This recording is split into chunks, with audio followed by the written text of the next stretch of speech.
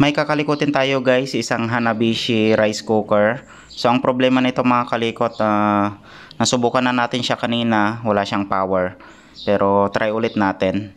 So ayan, walang ilaw yung warm light niya. Pero try pa rin natin na i-switch. Ayan guys. So wala siyang power mga kalikot. Bago natin kalikutin guys, maraming salamat sa panonood ng mga video natin. At saka maraming salamat din sa mga suporta nyo mga kalikot, lalo na yung mga nag-subscribe sa ating YouTube channel. At saka sa mga nag-follow na rin sa ating Facebook page. Kapag bago lang po kayo sa aking channel, huwag nyo pong kalimutang i-subscribe ang ating YouTube channel.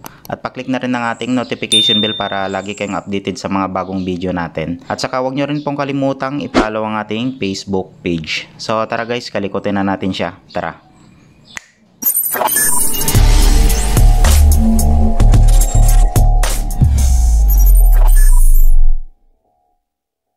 Unang gagawin natin mga kalikot, naka-plug na yung kanyang power cord. So try natin testerin.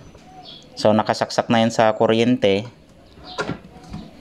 Nakasit na rin yung ating tester sa AC, 250 siya.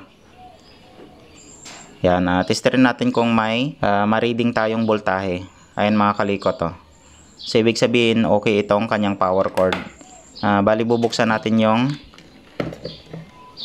rice cooker mga kalikot.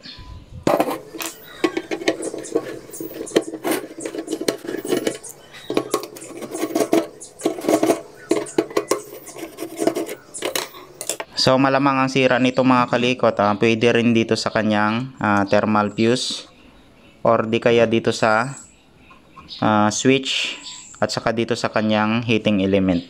So testerin muna natin yung kanyang heating element. Yan, sa ohms tayo.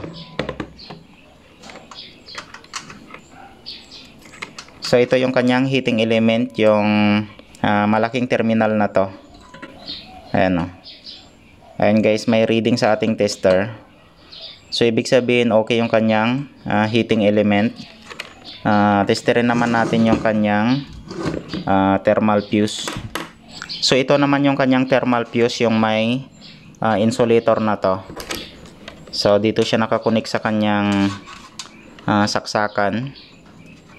Yan, testerin natin. Ayan guys, oh, walang reading sa ating tester. So ibig sabihin open na yung kanyang thermal fuse. So ito yung papalitan natin mga kalikot, kasi wala siyang, or totally na wala siyang power. So baklasin muna natin yung kanyang thermal fuse.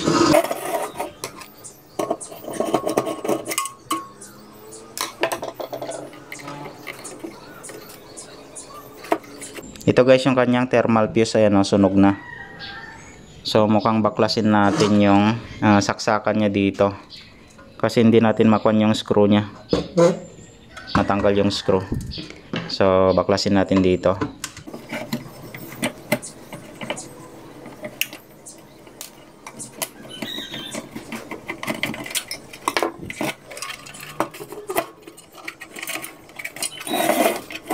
Balang tatanggalin lang natin yung kabitan ng thermal fuse.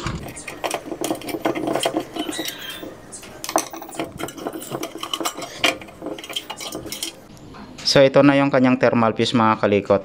Testerin ulit natin para makita nyo rin. Ayan mga kalikot, oh. Walang reading sa ating tester.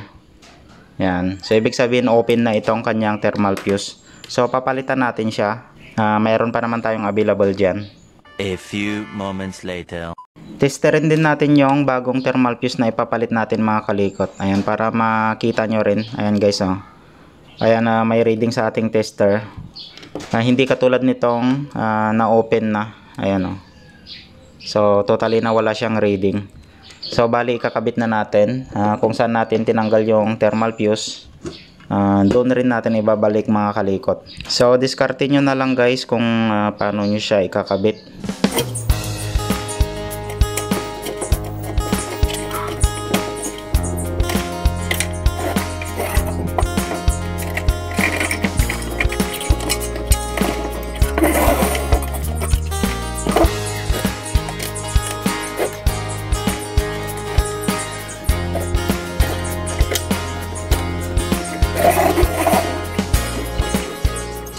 Lagi nyong i-check mga kalikot na kailangan may insulator itong ating thermal fuse kasi baka mamaya niyan open siya tapos madikit dito sa body ng rice cooker.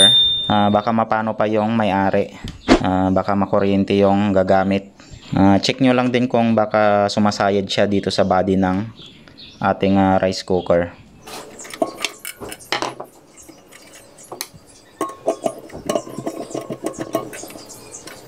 Nakabit na natin yung thermal fuse mga kalikot. Ayan siya.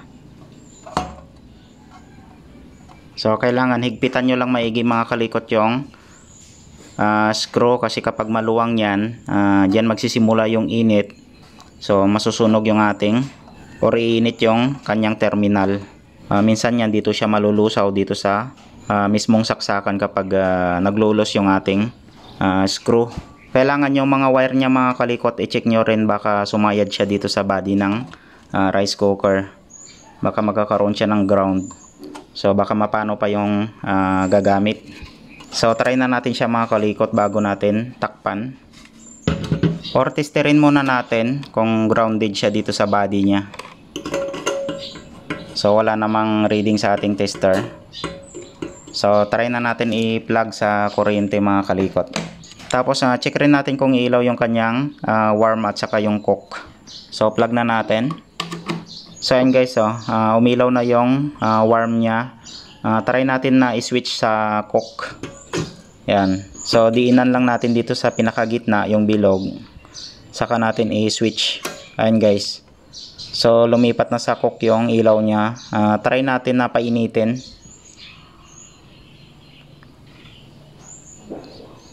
Ayan, siguro uminit na.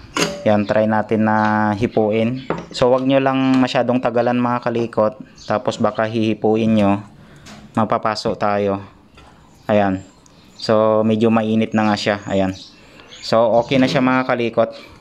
So kapag uminit naman itong plate na to, yung kanyang heating element, ibig sabihin yan mga kalikot, okay yung kanyang heating element. Ayan o. So okay na siya mga kalikot. Bali tatakpan na lang natin. Tapos try ulit natin.